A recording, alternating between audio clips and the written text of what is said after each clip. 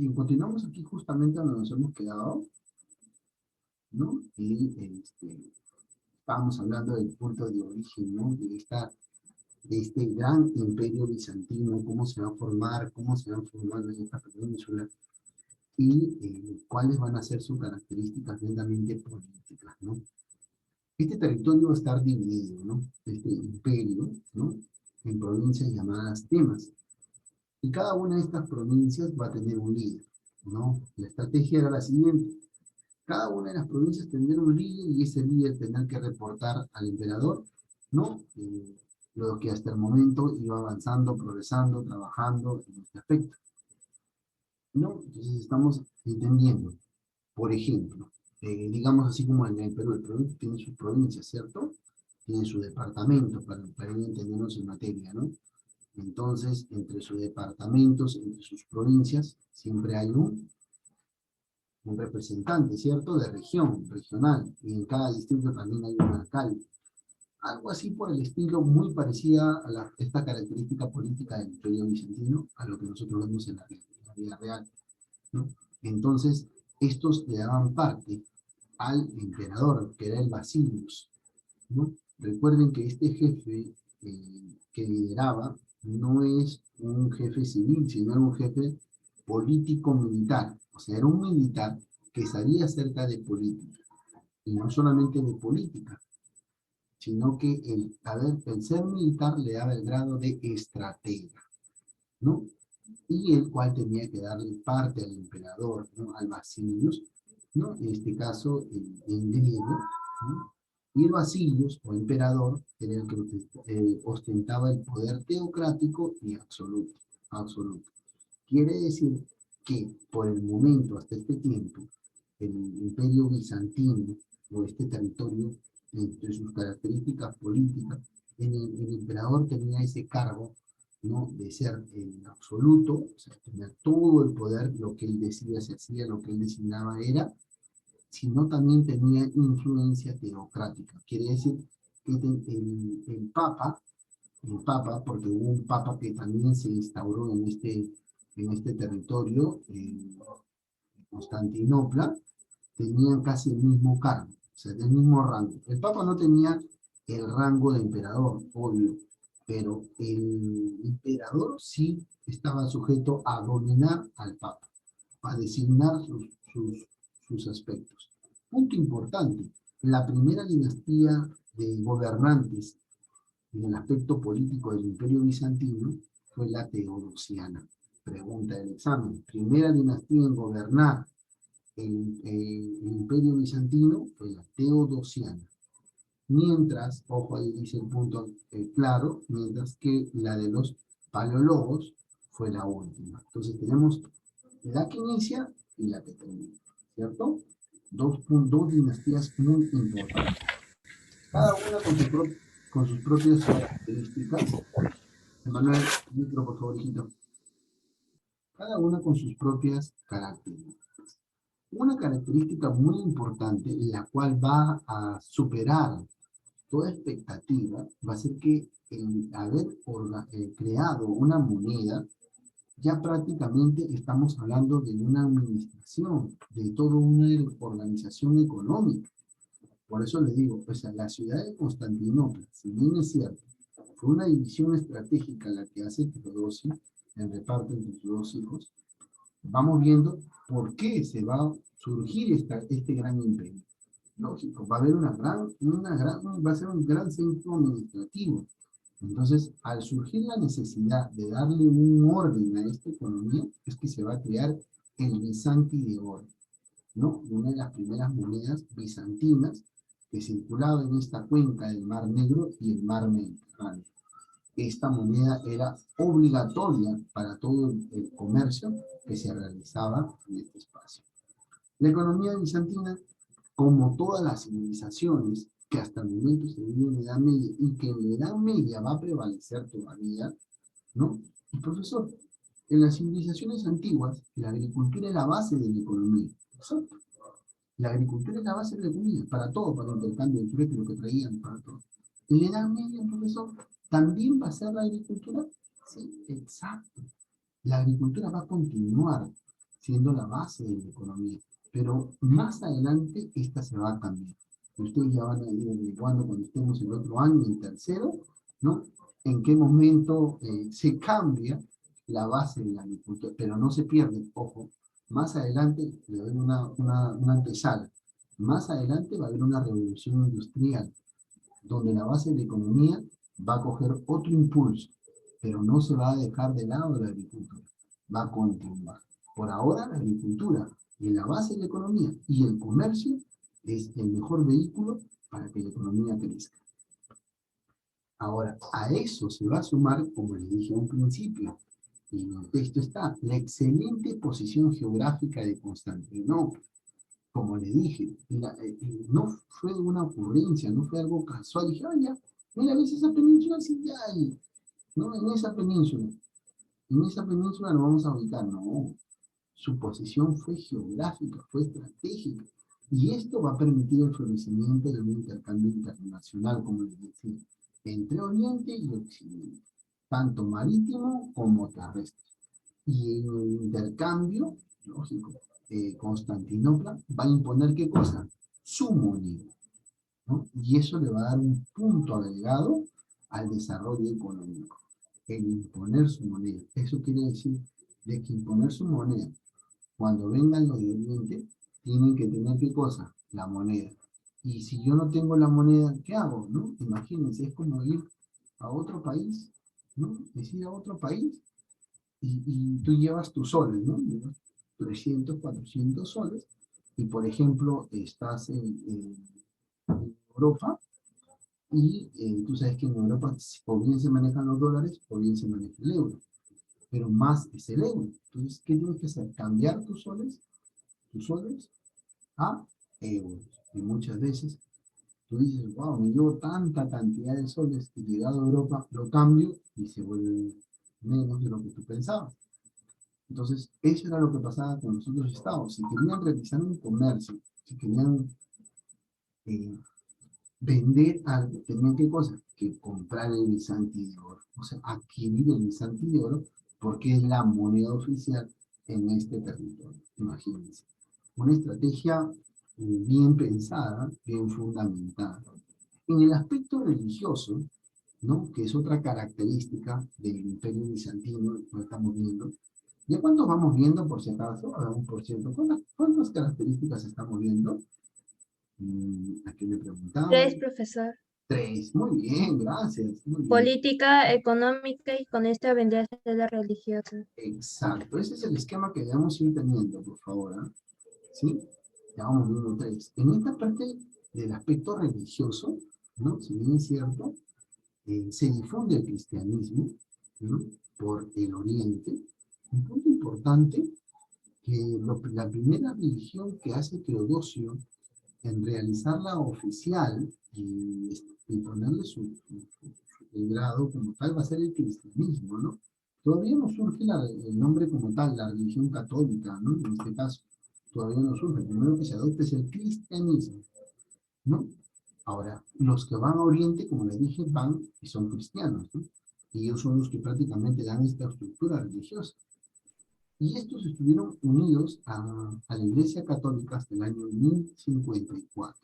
Profesor, esto quiere decir qué cosa? Que en Occidente surge la Iglesia Católica, y sistematiza como tal la Iglesia Católica Apostólica Romana, ¿no? Y en Oriente la Iglesia Ortodoxa Griega. Ahí tenemos dos. Esta separación, cuando los cristianos del Imperio Bizantino se separan en el año 1054, que es el primer cisma, ruptura, fractura, división, cisma, ruptura, fractura, división, hace el primer cisma en Oriente. Eso quiere decir que Oriente se separa de Occidente religiosamente hablando. ¿Me dejo entender? Y ahí vamos a tener dos posturas: la Iglesia Apostólica Romana y la Iglesia Ortodoxa Griega. Los ortodoxos, como llamaban algunos. Cada uno va a tener su papa, cada uno va a fundamentar su fe y cada uno va a manejar a sus congregantes. Eso me dejo entender. Para la Iglesia Ortodoxa Griega va a estar dirigida por un patriarca, ¿no? Que va a ser la imagen del papa. y este va a tener una amplia autonomía sobre las decisiones religiosas en este aspecto. Entonces estamos viendo que este territorio del Imperio Bizantino, ¿no?, se está volviendo autónomo de Occidente. Año 1054 ya está separado de la Iglesia Católica Apostólica Romana. Pero vamos a continuar viendo porque es parte de las características religiosas. Entonces, en resumen, esta imagen es el resumen de lo que hasta el momento hemos venido hablando. Usted mira, profesor, este esquema es muy importante. Claro, si ustedes gustan, ¿no? Ahí, lo que nos favorece el estar en la computadora es que yo puedo, en el teclado hay una parte donde dice Impram Pan Plexus. Yo puedo apretar ese en el teclado, Impram Pan, e irme a Paint, ¿no? Hago la imagen que estoy viendo, voy a Impram Paint Plexus, aprieto, voy a Paint y pego. Y ya tengo la imagen, ya después lo corto tranquilamente, ya lo puedo ir analizando si ustedes, o si no también, ¿no? Después poner pausa al video y lo corto, como ustedes deseen. Pero este es el resumen hasta el momento de lo que hemos venido hablando, ¿no? De cada una de las características y con su origen.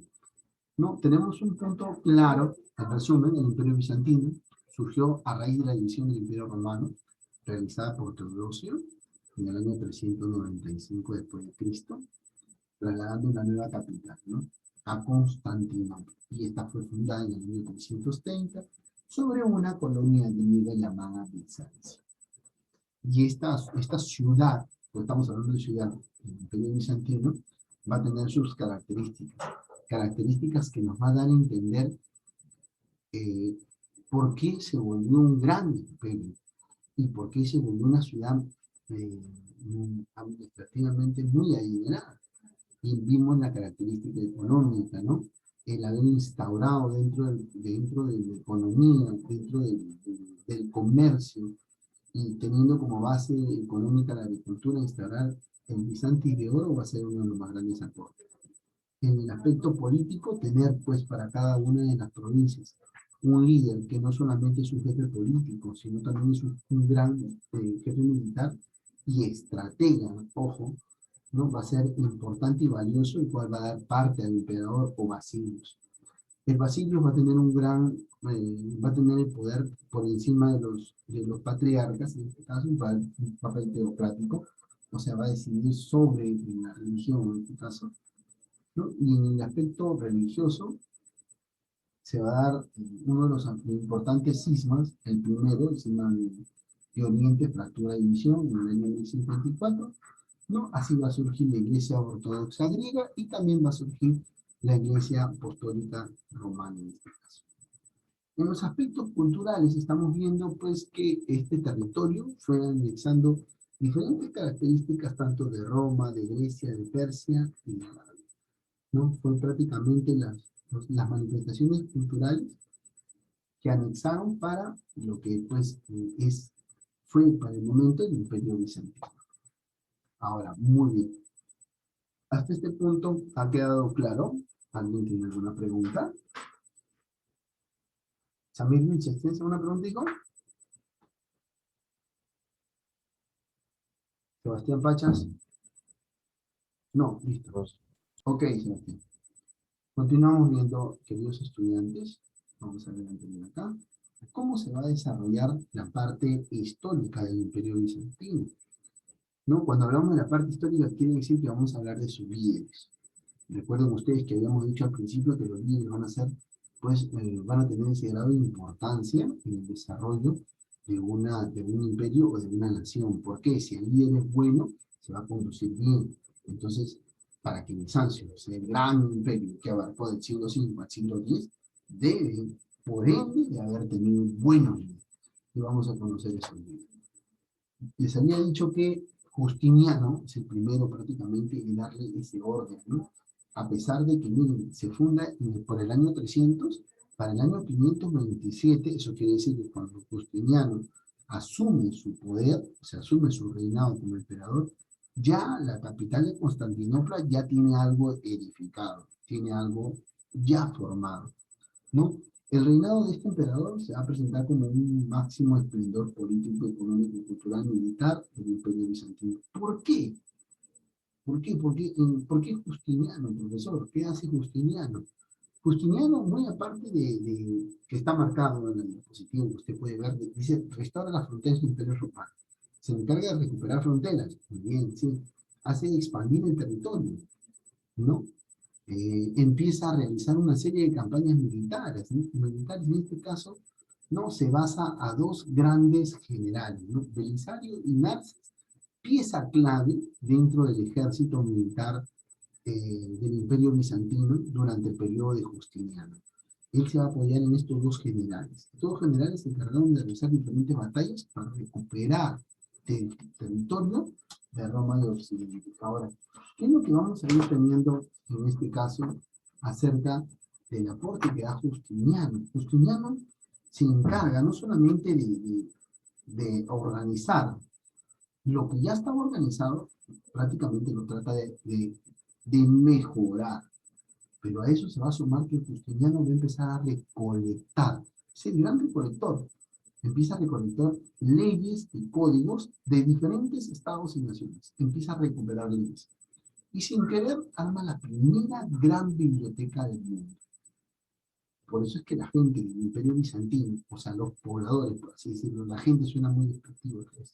Los pobladores del Imperio Bizantino tenían una gran biblioteca donde estaban leyes y códigos. Entonces él empieza a juntar estas leyes y códigos con la mira de darle un orden, ¿no? Porque se dio cuenta que en un determinado tiempo de la historia, las personas para que convivan y convivan en armonía, algo muy cierto, ¿no? Lo que dice Justiniano, ¿no? Para que vivamos en armonía vamos a necesitar ciertas normas. No queremos, pero son obligatorias para una convivencia en armonía. Entonces Justiniano, pues, propio, empieza a juntar todos esos códigos y normas, ¿no? Con ganas a formar las suyas. Aporte importante, prácticamente del periodo de Justiniano. ¿Entre qué años? Sí, en el año 527 al año 565. Profesor, ¿qué siglo de la Edad Media? Siglo VI, ¿no? Estamos teniendo nota ahí ustedes. Les dije hace un ratito que el imperio va a empezar a surgir. Miren, con Justiniano se empiezan a recuperar grandes espacios, ¿no? Muy a pesar de ello, todavía pues los visigodos tienen control en la península de España. Los ostrogodos están bien posicionados en la península de Italia, ¿no? Pero, el imperio bizantino tiene el dominio. Recuerden ustedes que este es el esquemita. Mar Negro, Mar Mediterráneo. Este es el embudo. Aquí está el money catch y ellos manejan el comercio. Por lo tanto, muy a pesar de estos estados que invadieron Roma, saquearon Roma, se adueñaron de Roma, le quitaron gran parte del territorio de Occidente, se están posicionando, están recién por surgir, pero el Imperio Bizantino ya no, pues el Imperio Bizantino ya está formado, ya tiene una moneda, ya tiene características políticas, características económicas, características religiosas. Está en medio de la Edad Media, mientras que los otros países están acomodándose, el Imperio Bizantino ya está acomodado, ya está posicionado. Por eso es que empiezan a ejercer ellos cierto dominio sobre otros estados, también ya tienen su ejército, ¿no? Recuerden ustedes sus dos grandes militares de Justiniano. Entonces, estamos viendo un imperio bizantino que se está presentando a estos reinos germánicos, ¿no? Con otra cara, con otra vista, con mucha más fuerza, con mucho más poder en este caso, ¿no? Y así se van recuperando territorios. Miren, poco a poco ellos van recuperando territorio. Miren, en el siglo VI con Justiniano ya había recuperado gran parte del territorio. Y eso se le da ese aporte a él, en este caso. Y yo les decía hace un momento, no quiero, vamos a ¿no? Cómo Justiniano empieza a programar sus campañas. Miren. Primero recupera la península de España, en el camino recupera Palermo, recupera Cartago, ¿no? En la parte de África, las dos Sicilias las recupera, Cerdeña, en este de acá, y de ahí apunta a Nápoles, en el territorio en el cual empieza a recuperar Roma. ¿no? Y de ahí se va hasta la península de Málaga, lo que es la península de España, y de aquí también pues empieza a salir pues hacia Dalmacia, y lo que se conoce pues también como el territorio de Roma, acá para recuperar este territorio. Lo logra, lo logra, y en su camino él empieza, como les dije, a recolectar, el gran recolector de libros, fuentes de información acerca de códigos y normas. Entonces, él, al recolectar, empieza a promulgar el código de Justiniano. Dice, "Muy bien, yo tengo estas normas, estas reglas, códigos, muy bien, este me sirve, este no", y empieza a ver todos los códigos, y él es, en base a eso, él plasma sus códigos. El Corpus Juris Civilis Romanis, conocido como el Código de Justiniano. Y este estaba conformado por códex, ¿no? Que era la recopilación de las leyes romanas. Recupera las leyes romanas de aquel entonces, recuerden ustedes el derecho romano que tenías que aceptar, y la aplica, ¿no? Y también aplica las institutas, ¿no? Otros códigos también, estos eran los comentarios. No era que tú lo vas a interpretar de un modo, de una forma, sino ya van a estar plasmados e interpretados como tal. Después van a estar las pandectas o digestos, ¿no? Y este va a ser el manual para aplicar cada uno de las institutas, el manual y de los códigos como tal. Por último van a estar las novellas, que van a ser las nuevas leyes hechas por Justiniano. Entonces, este código va a estar bien plasmado para todo el pueblo del Imperio Bizantino. La sede de todo esto va a ser pues Constantinopla, y dentro de Constantinopla va a estar hoy en día ya es un museo que es la iglesia de Santa Sofía, con una cúpula prácticamente que mide 40, 50 metros de diámetro, ¿no? Es inmensa esta cúpula y se considera pues la basílica más grande del cristianismo, ¿no? Esta prácticamente se construyó mucho antes que la basílica de San Pedro, ¿no? Actualmente. Y les decía que es un museo musulmán, en la actualidad en la vida real es un museo, ¿no? Por el arte, por el detalle, es un trabajo de la arquitectura majestuoso para la época. Parece que la cúpula está flotando, la parte de arriba, ¿no? Pareciera como si la cúpula estuviese flotando, ¿no? Un edificio de al menos tiene un tamaño de 40 metros de alto, 40 o 50 metros de alto aproximadamente.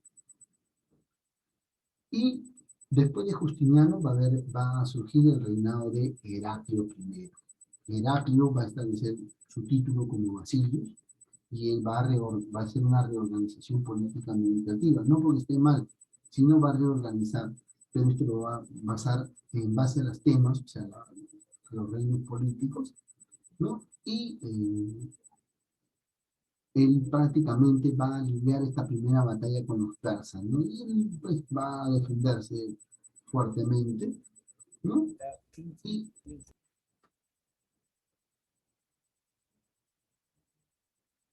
pónganse en su libro, por favor. Y él vence a los persas, ¿no? Y prácticamente para el año 626, ¿no? Va a apoderarse de otros territorios como el de Siria y de Egipto.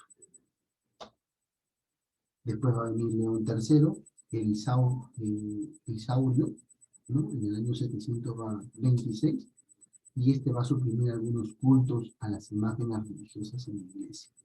No se va a adorar a las imágenes. Una de las primeras cosas que va a aplicar León III es no va a adorar, y esto va a provocar un enfrentamiento con el Papa Gregorio II, ¿no? Y va a surgir una rivalidad entre Roma y Constantinopla, Roma de Occidente, ojo, ¿no? Por la supremacía del poder religioso.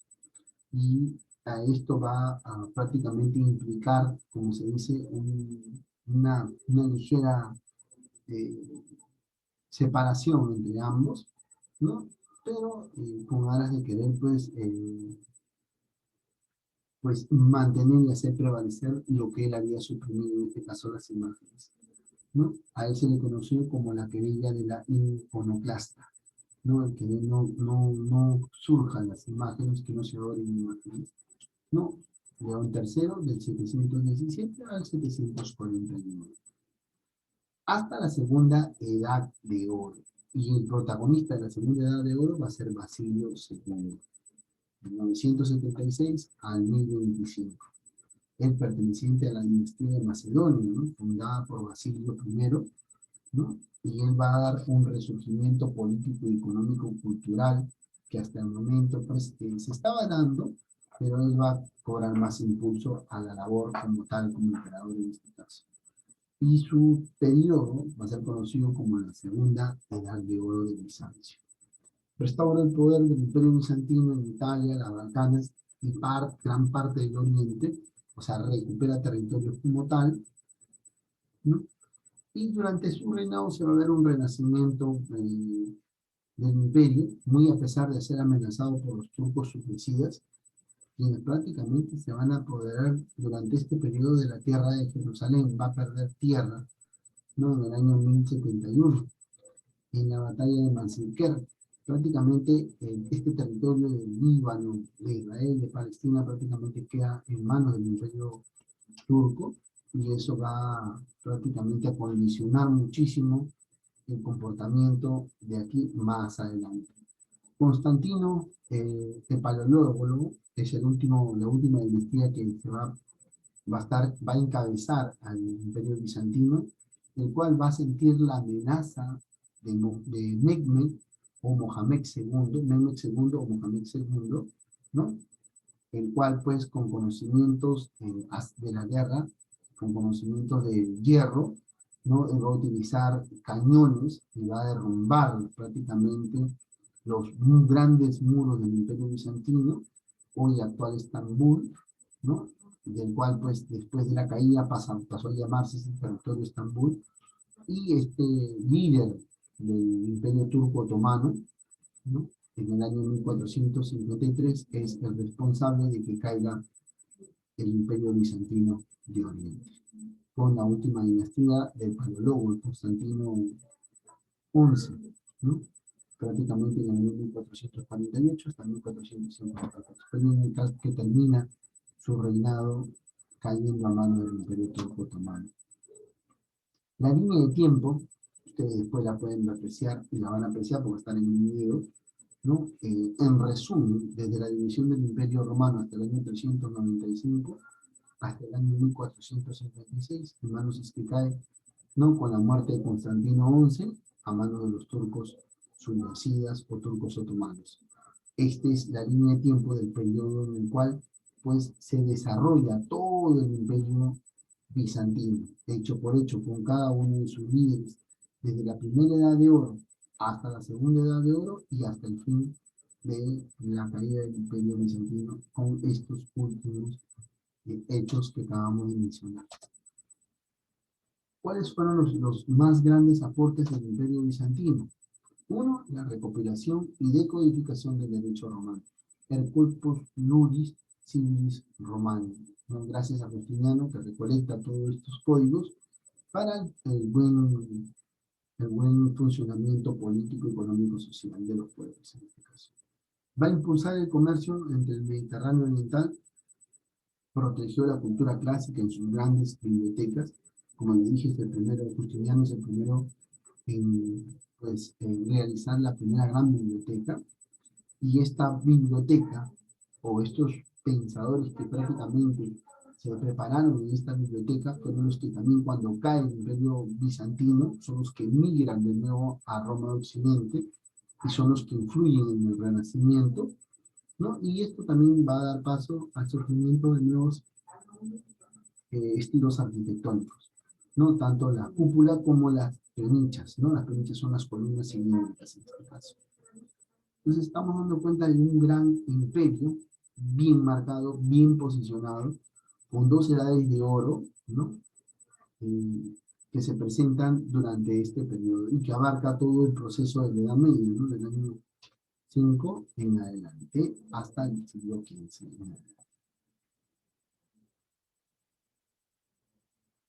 Bien, espero que les haya gustado la clase, queridos alumnos, ¿no? Vamos a realizar una pausa.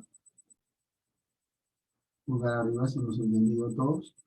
Ok, no habiendo preguntas y habiendo corroborado lo explicado en clase, ¿no? Que tengan una bonita tarde. Ya estaremos subiendo el video y la tarea correspondiente. a la brevedad posible. ¿Sí? Que pasen una bonita tarde. Que pasen una bonita tarde.